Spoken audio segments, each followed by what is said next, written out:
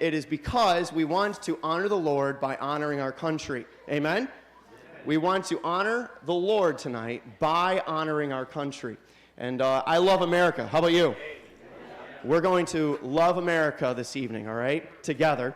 We're going to hear from all of the different age groups of our school. And we're going to start with our Star Spangled Banner after prayer. So the high school choir can get ready to come up as I pray. Let's go ahead. Oh, by the way, I probably need to let you guys go too. Go ahead, band. They need to head back for the choir as well. Like I was saying, it is wonderful to have each and every one of you here. I pray that you are blessed this evening. There's a lot of work that goes into a program like this, and so I want to say right off the top of the hour here that I am so grateful for the staff of our school that puts this time into it, that writes these things, puts them together, that puts the whole program together for our viewing pleasure to bring us to the reality of how blessed we are to be an American. So let's go ahead and go to the Lord in prayer. Let's give it to Him this evening, and then we will stand for our national anthem. Let's pray. Lord, we thank you so much for who you are. Thank you so much for blessing this nation. And Lord, I ask that this nation would come back to you. Lord, that there would be a great number of Christians that fall on their knees before you this evening even, to thank you, to praise you for the blessings of a nation founded on God. Lord, I pray that we would come back to you as a nation, that we would love your word, that we would love your people, and that we would follow your will. Lord, I pray that this evening's program would be honoring, that it would be glorifying to you, Lord, that we would honor our country. Lord, I believe it is of great benefit for us this evening to look at our founding documents, to read what was written for our liberty, our freedom. And Lord, I pray that it would strike a chord in our hearts this evening, that we would walk away a little bit more proud to be an American. And Lord, thank you so much for all you've done. Thank you for this hour. I pray that you would bless it, be with the students, be with all those that have a part in it. May it be honoring to you in Jesus' name. And all God's people said, amen.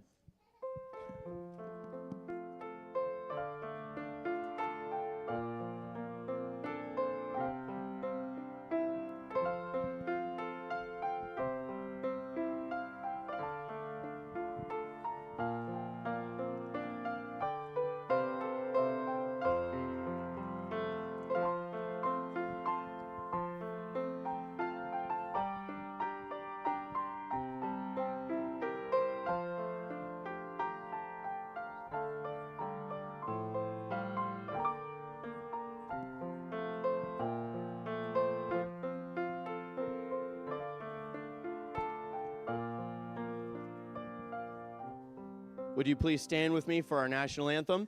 And then towards the end of our national anthem, on the last couple phrases, "Oh, say, can you see?" Go ahead and join us if you would like. Thank you.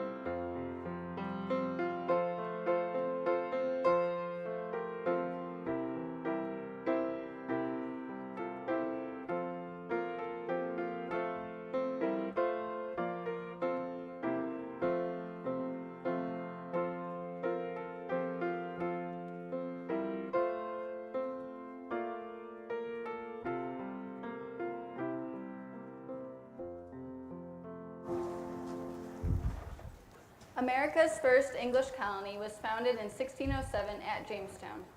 Soon other colonies sprung up. People flowed to these beautiful lands, some seeking adventure and profit, others seeking freedoms. Early colonists soon learned to love their newfound freedoms and began to see themselves as independent. But England was quick to remind them that they were still colonies and property of the mother country. And so, a series of different proclamations would stream from Britain to America's shores, inciting outcries of injustice. From the Navigation Act of 1660 and Grenville's proclamations to the Intolerable Acts, the colonists found cause to express their discontent. King George III declared, "The die is now cast. The American colonies must now either submit or triumph." Please listen as the first graders tell you about some of the most hated policies. The Proclamation of 1763. Only the British government could buy Indian land. Colonists wanting to trade with the Indians needed a license. The Sugar Act of 1764 taxed sugar and molasses coming into the colonies. The Currency Act of 1764 stopped the colonies from issuing paper money or buying British goods with colonial money. The Stamp Act of 1765 taxed all printed items like newspaper and legal documents. This was the most hated tax. The Quartering Act of 1765 made colonists to give supplies to the British troops and let soldiers stay in barns, sheds, and empty homes. The response?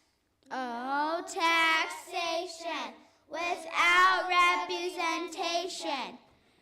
Britain declared that Great Britain had the power to bind the colonies in all cases whatsoever. The Boston Port Bill closed Boston's port, cutting it off from all trade. The Massachusetts Governing Act limited the freedom of the colony to have their own government. The new Quartering Act forced colonies cancel claims for land in the West, forced colonists to house British troops in their own homes. The Quebec Act canceled claims for land in the West and threatened religious freedom. The colonists' response? A spirit of unity!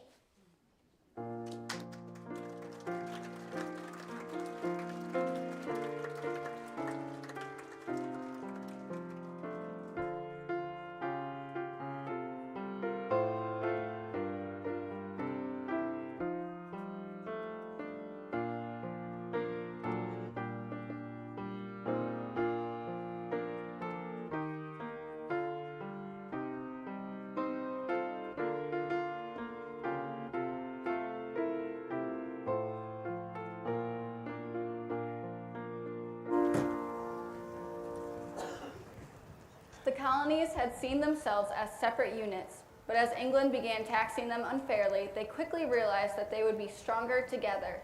Cries of outrage echoed from the burdened settlers, but the distress was loudest in Boston, a major port city.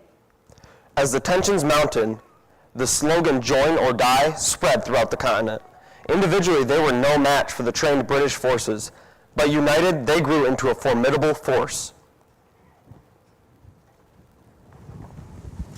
There's trouble in Boston today. The freedom bells are silent.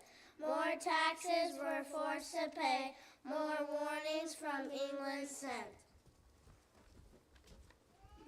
Hurry, hurry. You haven't been paying your bills.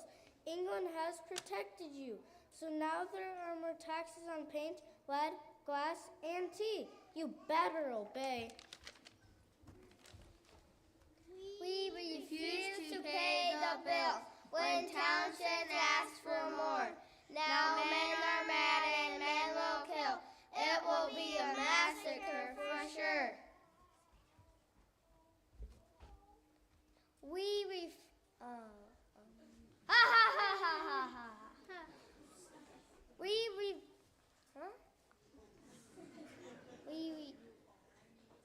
You all need to go back to Britain. We don't want you here.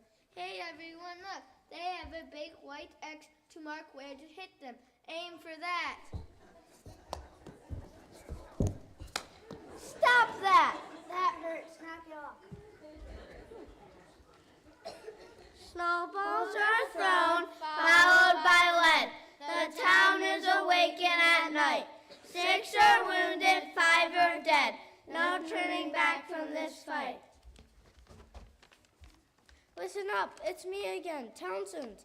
I know you were mad, but someone has to pay England's bills. We'll get rid of some taxes, but you better buy all England's tea and pay that tax. Cheerio.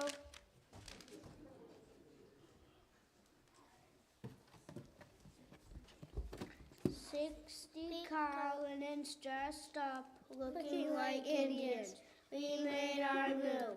No tea would enter a colonial cup. We threw tea in the harbor, our point to prove. Listen up, all you rebels. Here's a message from your king. You all have been very naughty. Now you cannot have your own government. No ships entering or leaving your harbor. No moving west, and you have to let soldiers stay in your own homes now, so make room. Colonists united in fasting and prayer. We Virginians sent grain. We had enough to share. The farmers in New Hampshire looked to their little flocks and found 100 sheep to spare and sent those lambs to Boston stocks. Connecticut sent flour, fish, pork, beef, and rice. The love shared among everyone was really quite nice.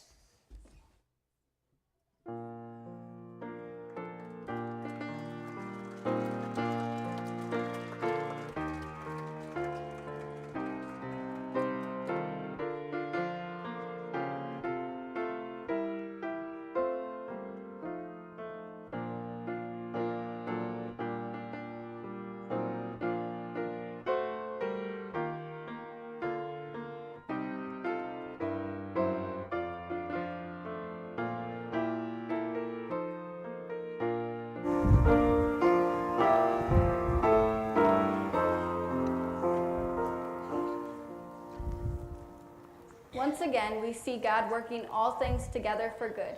The difficult times in Massachusetts forged a bond amongst the colonists that would bring them together in a fight to become a nation.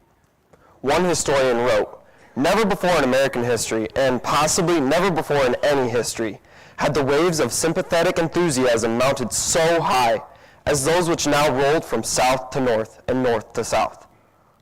A ragtag army was assembled, and a leader who had seen the nation through the French and Indian War was chosen to lead this hodgepodge assembly, and Providence would see Washington through some dangerous times.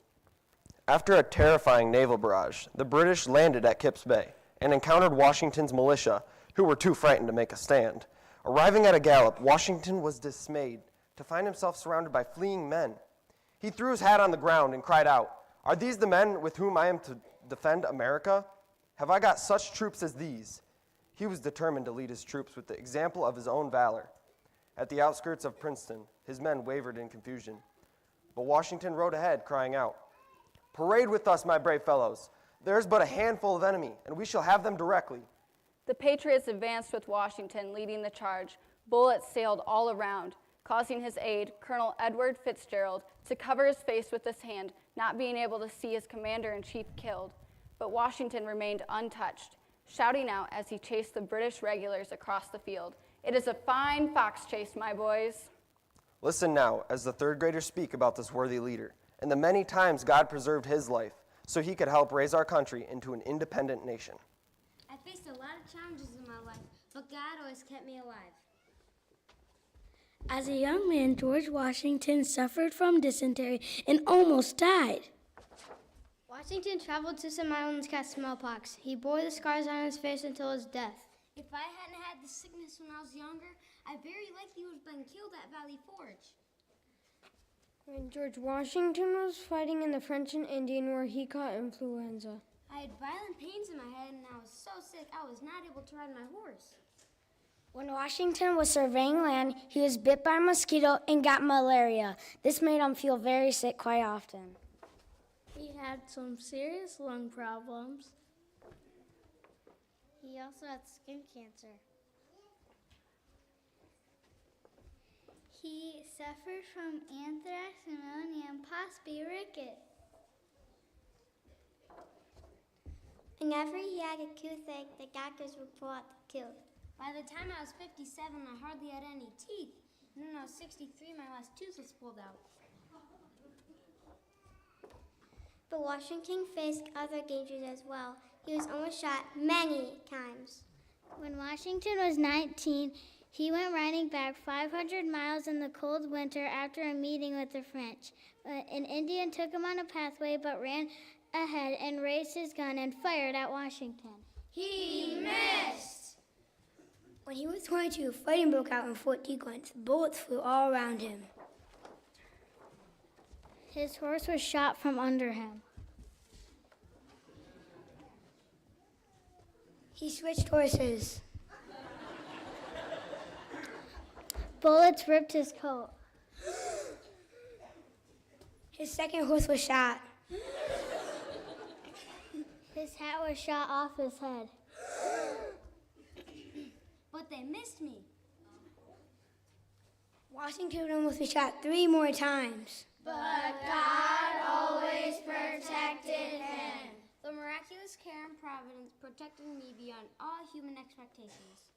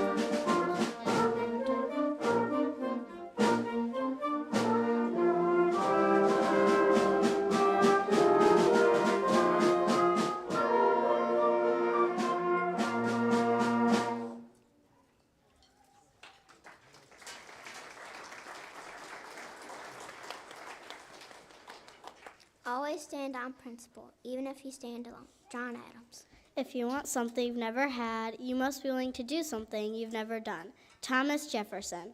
The circulation of confidence is better than the circulation of money. James Madison. It is better to offer no excuse in a bad one. George Washington. To succeed, jump as quickly at opportunities as you do at conclusions. Benjamin Franklin. Do you want to know who you are? Don't ask. Act. Action will define you. Thomas Jefferson. Dost thou love life, that do not squander your time, for that is the stuff life is made of. Benjamin Franklin. Those who own the country ought to govern it. John Jay. Real firmness is good for anything. Strut is good for nothing. Alexander Hamilton. Try and fail, but do not fail to try. John Quincy Adams. It is one of my sources of happiness to never desire the knowledge of other people's business. Dolly Madison. A well-adjusted person is one who makes the same mistake twice without getting nervous. Alexander Hamilton. Cursed be all that learning that is contrary to the cross of Christ. James Madison. No matter what you do, you'll never run away from you. Paul Revere. A chip on the shoulder is too heavy a piece of baggage to carry through life. John Hancock. Thanks to God that he gave me stubbornness when I know I am right. John Adams. My dear son, remember that you're accountable to your Maker for all your words and actions. Abigail Adams. If there must be trouble, let it be in my day, that my child may have peace. Thomas Paine. When angry, count to 10 before you speak. When very angry, count to 100. Thomas Jefferson. It is impossible to rightly govern the world without God and the Bible. George Washington. One man with courage is a majority. Thomas Jefferson.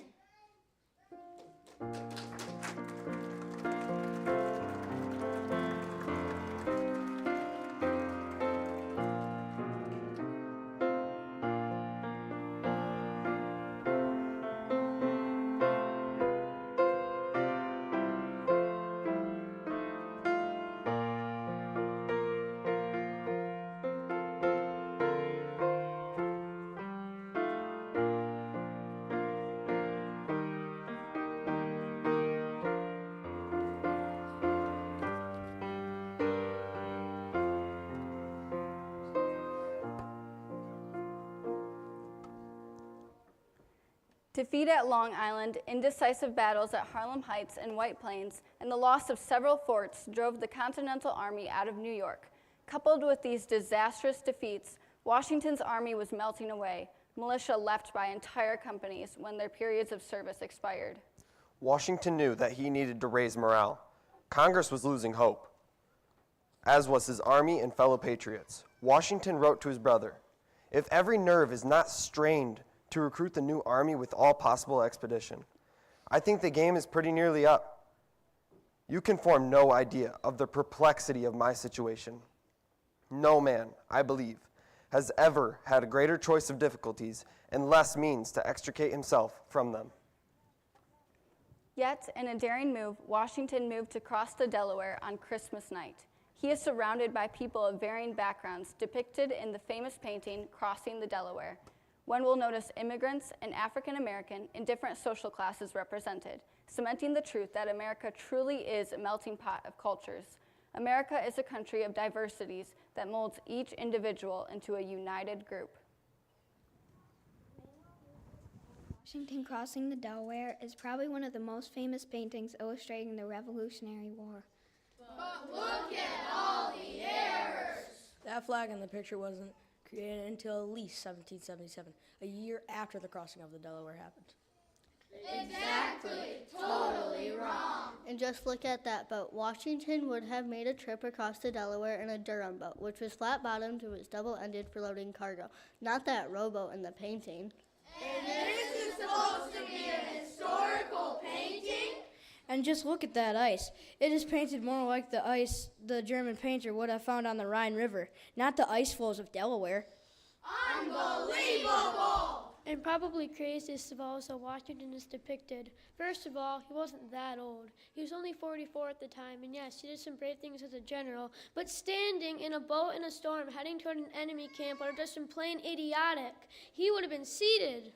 He definitely wouldn't want to be a giant target. Hold on, everybody, just wait. Before you get all critical, you need to realize that this painting was created to show the drama of the moment and capture the feeling and meaning of all the colonists were facing. Let's look at this painting a little more closely with new eyes, okay? First, let's look at the determined features of George Washington. He has a lot on his mind. The Continental Army has been severely defeated at the Battle for Long Island. The Declaration of Independence was signed, but New York has completely fallen into British hands. The war is not going well. We were losing badly. Washington desperately needed a victory, because if he didn't boost morale, he was going to lose his army, because most of their enlistments were up in less than a week. And without an army, he would be easily captured, tried as a traitor, and executed. His life was on the line. But he stands here as a leader, facing whatever may come. The plan was bold, to attack a group of Hessians on Christmas night. However, problems started right away. A fierce storm arose that evening and caused muddy roads and ice jams. The crossing was delayed for 3 hours. Washington thought about aborting the plan. That's right. The storm made the Hessians believe that an attack couldn't possibly come. Now let's look at the rowers of the boat. It is crowded with 13 men, and each soldier has an individual story. You will notice a man in a tarpaulin jacket. This is a coat a seaman would have worn, and he is of African descent. This was done on purpose to show the painting's plea for abolition of slavery and indicate the role African Americans played in the fight for independence. There's also a Scottish immigrant wearing a Balmoral bonnet. America is the melting pot of many cultures and a beacon of hope for all. Some people believe that this figure could be a woman in a man's clothes, showcasing the fact that women also participated in America's quest for freedom. And at the bow and stern, we see Western riflemen. Each person is detailed with clothing that shows where they came from, each fighting in an impossible situation. And then dominating the scene, you see two standing gentlemen, Lieutenant James Monroe and General George Washington. Washington holds a brass telescope and a saber.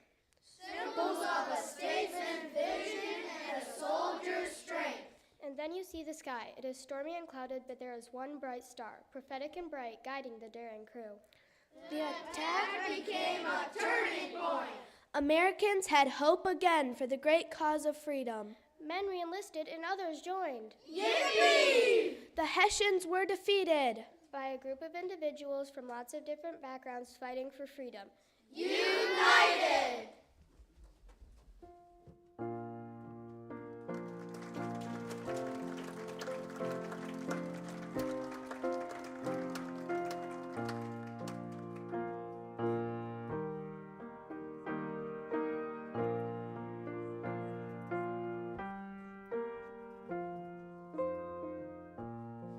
Welcome, everybody. As you know, this is called our Patriotic Program.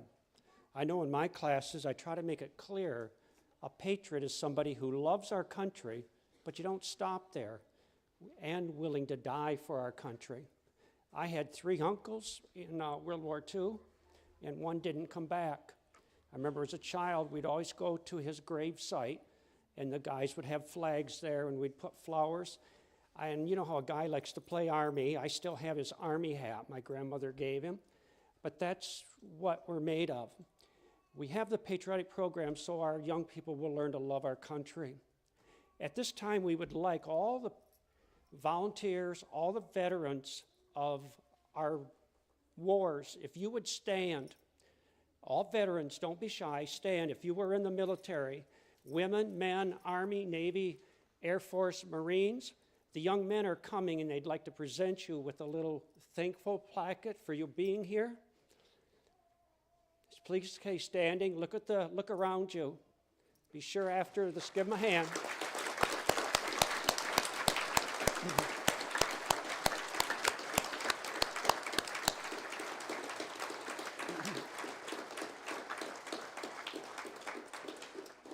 Thank you, veterans. God bless you. You may be seated.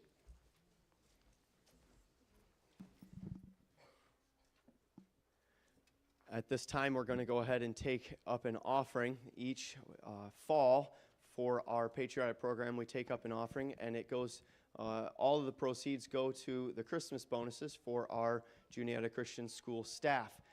So if you would, I know there's many things going on. I know there's many fundraisers. I know there's many things in your own family, and this time of year is very busy.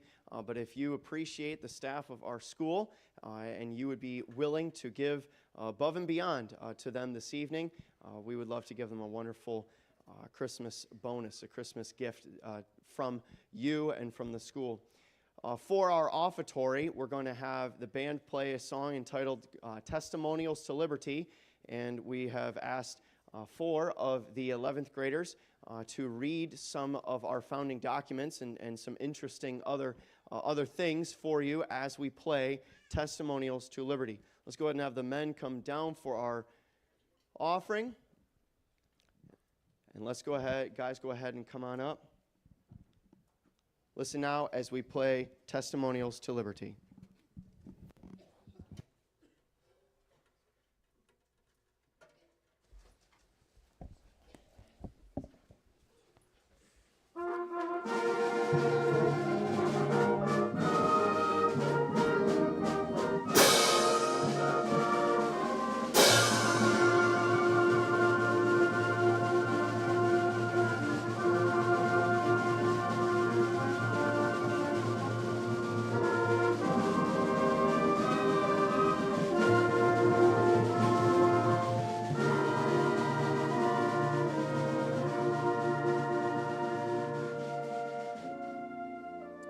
When in course of human events it becomes necessary for one people to dissolve the political bands which have connected them with another, and to assume among the powers of the earth and separate the equal station which the laws of nature and nature's God entitled them. A decent respect to the opinions of mankind requires that they should declare causes which impel them to the separation. We hold these truths to be self-evident, that all men are created equal, that they are endowed by the Creator with certain unalienable rights, that among these are life, liberty, and the pursuit of happiness. Thus reads the Declaration of Independence of the United States.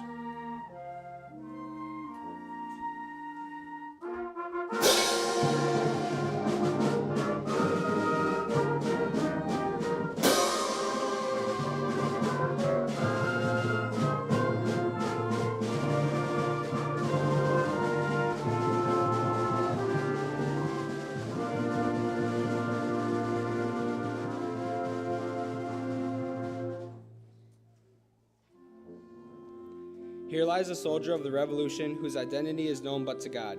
His was an idealism that recognized a supreme being, that planted religious liberty on our shores, that overthrew despotism, that established a people's government, that wrote a constitution setting metes and bounds of delegated authority, that fixed a standard or value upon men of gold, and lifted high the torch of civil liberty along the pathway of mankind. In ourselves his soul exists as part of ours, his memory's mansion, from the tomb of the unknown revolutionary soldier, as written by William Tyler Page.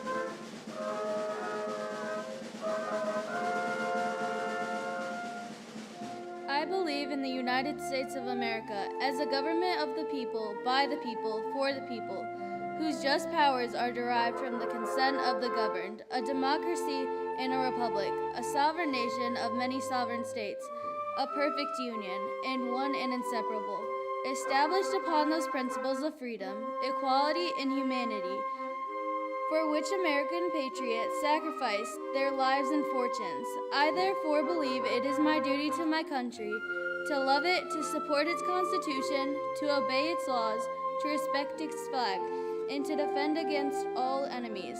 From the American Creed by William Taylor Page, as adopted by Congress in 1918.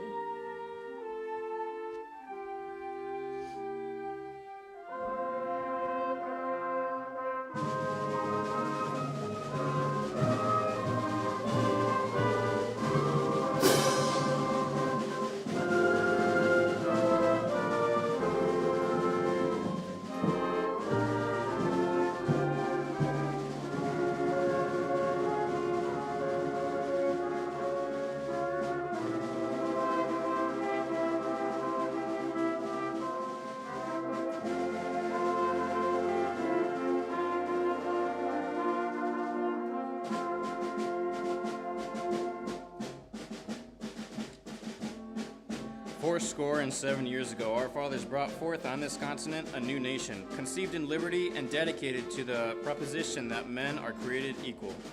The world will little note nor longer remember that we say here. What it can never forget what we did here. It is rather for us to be here dedicated to the great task remaining before us, that from these honored dead we take increased devotion to that which cause for they give the last full measure of devotion. That we highly resolve that these dead shall not have died in vain, that this nation under God shall have a new birth of freedom. And that of government of the people, by the people, for the people shall not perish. From Lincoln's Gettysburg Address from 1863.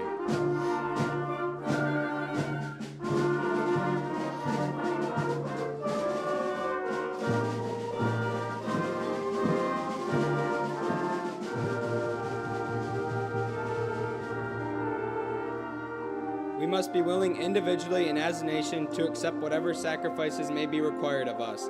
A people that values its privileges above its principles soon loses both. From Call to Sacrifice by Dwight D. Eisenhower. I only regret that I have but one life to lose my country. From the last words of Nathan Hale, September 22nd, 1776. Put none but Americans on guard tonight. From Message to His Commanders by George Washington, April 30th, 1777.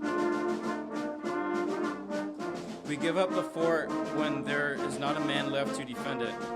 From Reply to the British by George Croghan, August 1st, 1813. Lafayette, we are here. From Americans in Paris by C.E. Stanton, July 4th, 1917. Praise the Lord and pass the ammunition. Spoken at Pearl Harbor by Howell M. Forgy, December 7th, 1941. The free men of the world are marching together to victory. I have full confidence in your courage, devotion to duty, and skill in battle. We will accept nothing less than full victory. Good luck, and let us all beseech the blessings of Almighty God upon this great and noble undertaking. As spoken by General Dwight D. Eisenhower as part of his D-Day order, June 6, 1944. We do honor the stars and stripes as an emblem of our country and the symbol of all that our patriotism means. We identify the flag with almost everything we hold dear on earth. It represents our peace and security, our civil and political liberty, our freedom of religious worship, our family, our friends, our home. We see in a great multitude of blessings, of rights and privileges that make up our country, but when we look up at our flag and behold it emblazed with our rights, we must remember that it is equally a symbol of our duties. Every glory that we associate with is a result of duty done. A yearly completion of our flag strengthens and purifies a national conscience. From Rights and Duties by Calvin Coolidge.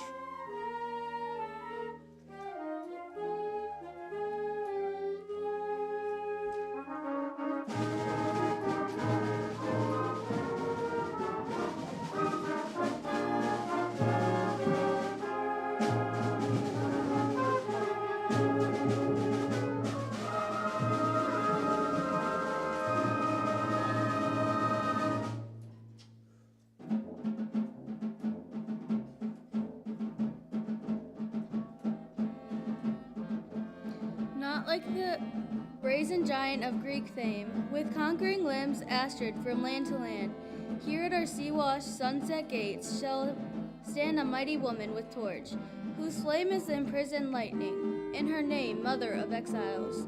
From her beacon hand glows worldwide welcome. Her mild eyes command the air-bridged harbor, that twin cities frame. Keep the ancient lands your storied pomp, cries with the silent lips. Give me your tired, your poor, your huddled masses, yearning to breathe free. The wretched refuse of your teeming shore. Send these, the homeless, tempest-tossed, to me. I lift my lamp beside the golden door, from the New Colossus by Emma Lazarus, as inscribed by the Statue of Liberty.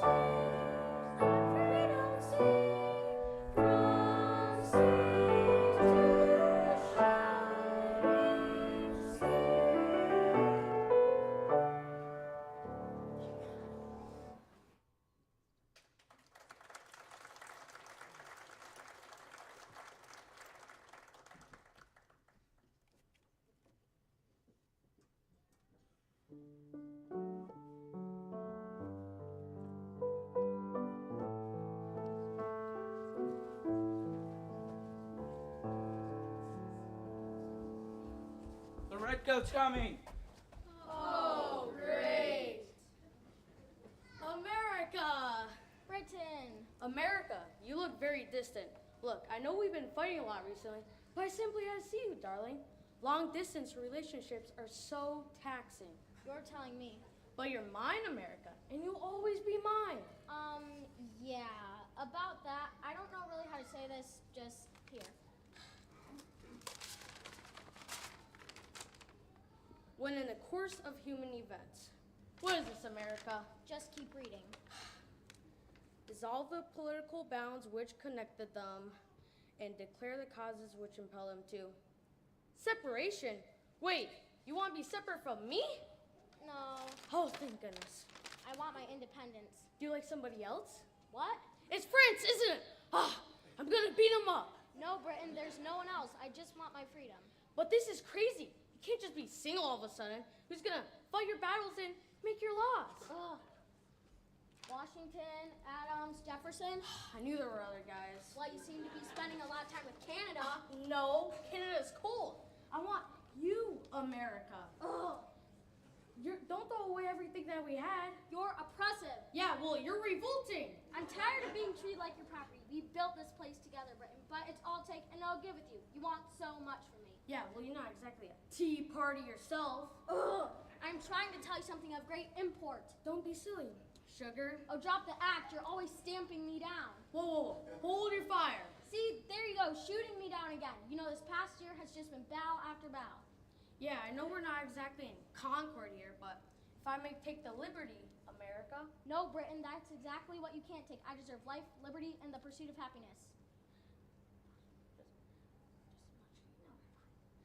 Fine, break up with me, but I'm taking all the colonies. There you go again, trying to take. Just go away. Wait.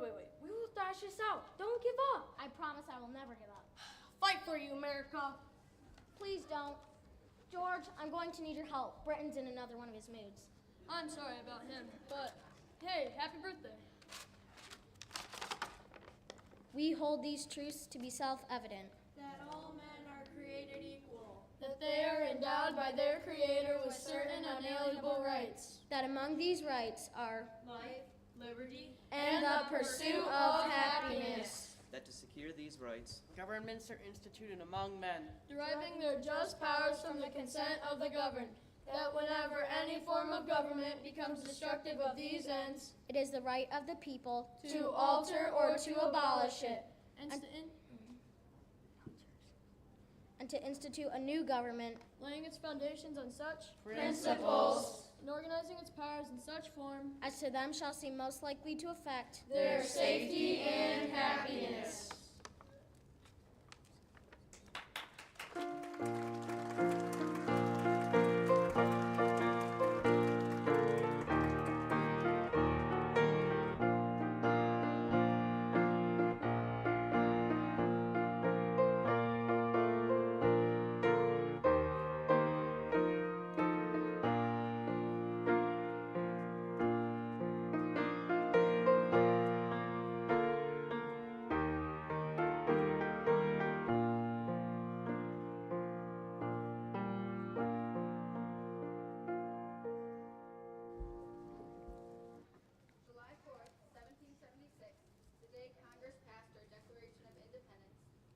This broadcast throughout the country was contagious, but as America struggled and finally won the war that delivered freedom to our nation, we faced a new battle of establishing a framework that would last.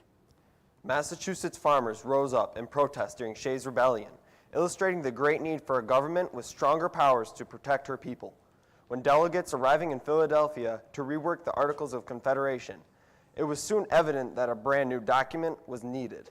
Now men of different opinions, desires, and backgrounds set out to create one of the greatest forms of government in history. Through a series of near failures and compromises, these men did the impossible. Once again, Providence stepped in, and the miracle at Philadelphia helped establish America as we know it, through the Constitution.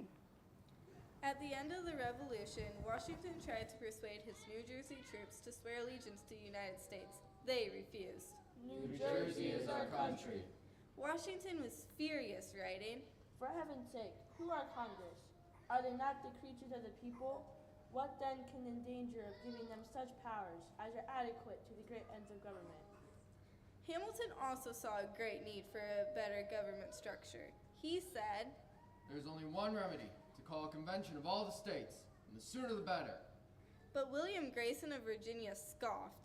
"What will be the result of their meeting? I cannot with any certainty determine, or hardly think much good could come of it. The people of America don't appear to be ready for any great innovations." How wrong he proved to be. America was about to accomplish the impossible, building a framework that would last. From the 25th of May, 1787 until September 17th, delegates would debate serious issues in a stuffy room with all windows closed to keep the meeting secretive. They would wear tweed suits and periwigs during the hottest summer Philadelphia had experienced in 4 decades. William Peterson declared, "This is the warmest place I have ever been in." And he wasn't talking about the hospitality. It was also really hard to get the delegates to show up. 19 of the 74 never attended a single session in their life. And of the 55 who did manage to make it into Independence Hall, only 30 stayed for the full 4 months. New Hampshire showed up 2 months late, and by then, 2 of New York's 3 delegates had already left because they were upset about the proceedings. A few big names were missing from the convention. Thomas Jefferson was in Paris, John Adams was in Great Britain, and Samuel Adams, John Hancock, and Patrick Henry turned down the invitation. Patrick Henry declaring that, "I smelt a rat in Philadelphia, tending towards the monarch." Rhode Island didn't show up at all. They completely boycotted the entire convention, which greatly angered Washington. He said, "Rhode Island still perseveres in scandalous conduct, which seems to have marked her public councils of late. Some big compromises had to be reached, the biggest being, how would the states be represented? By population or equally? The solution? 2 houses. what about slaves? Would they count toward representation? Would there be more taxes collected for the bigger population? Slaves would count as 3/5 of a person. Amidst arguments there was almost failure. But Franklin rose to speak. Small progress we have made after 4 or 5 weeks is proof of the imperfection of our human understanding. We have gone back to ancient history for models of government, but find none suitable to our circumstances. How has it happened that we have not hitherto once thought of humbly applying the Father of lights to illuminate our understandings? I have lived a long time, and the longer I live, the more convincing proofs I see of this truth, that God governs in the affairs of men. Finally, a constitution was formed, and Franklin expressed his support. I consent, sir, to this constitution because I expect no better, and because I am not sure that it is the best. Some final touches were made, including the famous phrase, "We the people." The man who handwrote the Constitution was not a delegate. Jacob Shallis was hired and paid $30 and given 2 days to write 4,543 words. Not everyone signed the Constitution.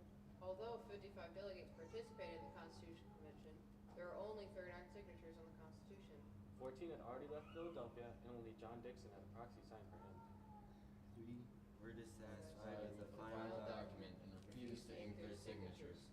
On the same day, General Washington finished the entry in his diary, writing, The members adjourned, dined together, and took a cordial view of each other, after which I returned to my lodgings, and retired to meditate on the momentous work which had been executed. Miracles do not occur at random. Every miracle has its providence. Every miracle has been prayed for. In the Constitutional Convention, the spirit of compromise reigned. In grace and glory. And the miracle at Philadelphia brought about a nation.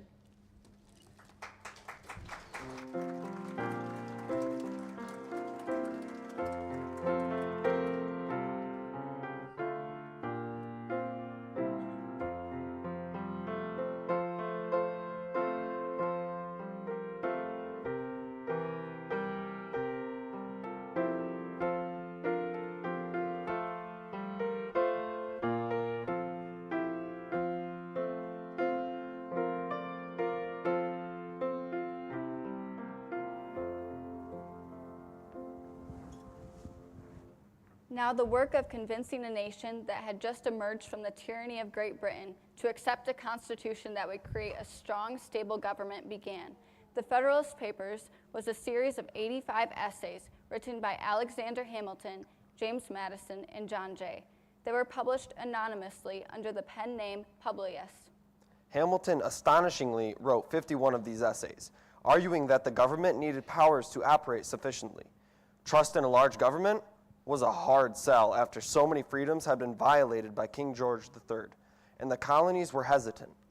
But Madison argued in Essay 10 that the instability, injustice, and confusion induced into the public councils have been the mortal diseases under which popular governments have everywhere perished, as they continue to be the favorite and fruitful topics from which the adversaries to liberty derive their most specious declamation. Here are some excerpts from the Federalist Papers, presented by the 10th graders. It may be a reflection of human nature that such devices are necessary to control the uses of government. But what is government itself but there is in all reflections on human nature? If men were angels, there would be no need for government. If angels govern men, neither external nor internal control of government would be necessary. In framing a government which is to be administered by men over men, the great difficulty lies in this. You must first enable the government to control the governed, and in the next place, oblige it to control itself. In a free government, the security for civil rights must be the same as that for religious rights. Complaints are everywhere that our governments are too unstable, that the public good is disregarded in the conflicts between the rival parties, and that measures are too often decided not according to the rules of justice and the rights of the minorities, but by the superior force of an interested and overbearing majority. The accumulation of all powers, legislative, executive, and judiciary, in the same hands, and whether of one, a few, or many, and whether hereditary, self-appointed, or elective, may justly be pronounced the very definition of tyranny. Among the many objects to which a wise and free people find it necessary to direct their attention, that of providing for their safety seems to be the first. First, you must let the government control the governed. In the next place, oblige it to control itself. Safety from external danger is the most powerful director of the national conduct. Even the ardent love of liberty will, after a time, give way to its dictates. To be more safe, they at length become willing to run the risk of being less free. The best we can hope for concerning the people at large is that they be properly armed. It will be of little avail to the people that the laws are made by men of their own choice. If the laws be so voluminous that they cannot be read, or so incoherent that they cannot be understood.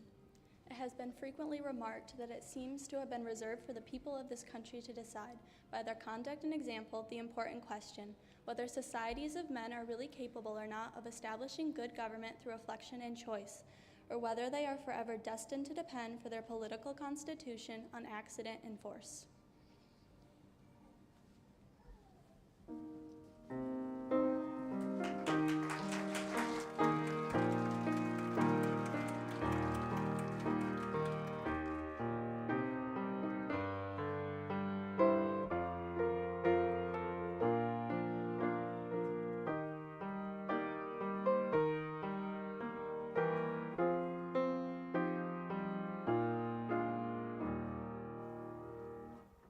After a long battle, it was finally decided that in order to convince several of the states to ratify the Constitution, a Bill of Rights should be added in 1791. James Madison was the author, and he actually wrote quite a few more than the well-known 10 amendments in his first draft. His list got cut down first to 17 by the House, and then 12 by the Senate. It was finalized 3 months after Madison's original proposition, and has become the most well-known part of our Constitution, ensuring the freedoms that Americans have enjoyed since our nation's founding. Amendment 1. Congress shall make no law respecting an establishment of religion or prohibiting the free exercise thereof, or abridging the freedom of speech or of the press, or the right of the people peaceably to assemble and to petition the government for redress of grievances. Amendment 2. A well-regulated militia, being necessary to the security of a free state, the right of the people to keep and bear arms shall not be infringed. Amendment 3. No soldier shall, in time of peace, be quartered at any house without the consent of the owner, nor in time of war, but in the manner to be prescribed by law. Amendment 4. The right of the people to be secure in their persons, houses, papers, and effects shall not be violated, nor warrant shall issue, but upon probable cause, supported by oath or affirmation, and particularly describing the place to be searched and the person or things to be seized. Amendment 5. No person shall be held to answer for a capital or otherwise infamous crime, unless in a presentment or indictment of a grand jury, except in cases arising in the land or naval forces, or in the militia, when in actual time of service, in time of war, or public danger. Nor shall any person be subject to the same offense to be twice put in jeopardy of life or limb, nor be compelled in any criminal case to be a witness against himself, nor be deprived of life, liberty, or property without due process of law. Nor shall private property be taken for public use without just compensation. In all criminal prosecutions, the accused shall enjoy the right to a speedy and public trial by an impartial jury of the state and district wherein the crime shall have been committed, which district shall have been previously ascertained by law, and to be informed of the cause and the nature of the accusation, to be confronted with the witnesses against him, to have compulsory process for obtaining witnesses in his favor, and to have the assistance of counsel for his defense. Amendment 7. In suits at common law where the value in controversy shall exceed $20, the right of trial by jury shall be preserved, and no fact tried by a jury shall be otherwise re-examined in any court of the United States than according to the rules of the common law. Amendment 8. Excessive bail shall not be required, nor excessive fines imposed, nor cruel and unusual punishment inflicted. Amendment 9. The enumeration in the Constitution of certain rights shall not be construed to deny or disparage others retained by the people. The powers not delegated to the United States by the Constitution are not reserved to the people, to the states, or to the people respectively. With the addition of the Bill of Rights, the Constitution was finally ratified. Francis Hopkins, chairman of the Committee of Arrangement, penned an ode. Hail to this festival, all hail the day. Columbia's standard on her roof's display, and let her people's motto ever be, united thus, and thus united free.